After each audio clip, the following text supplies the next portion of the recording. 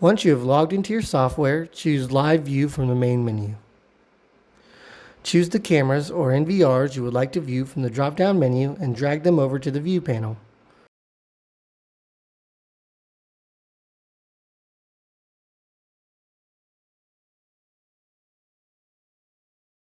Once your videos have loaded, you can click, play, pause, or delete any videos that have loaded in the View panel.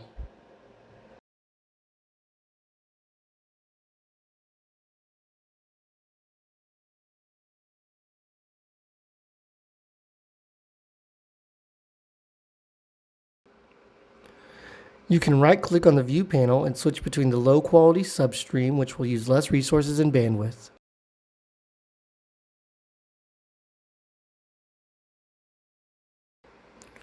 In the case where more clarity is necessary, you can use the mainstream, which will in turn use more resources and bandwidth. In the bottom right hand of the screen, you will see a few icons which allow you to show more or less viewing panels. There are options for 4, 9, 12, or a custom viewing setup for your use.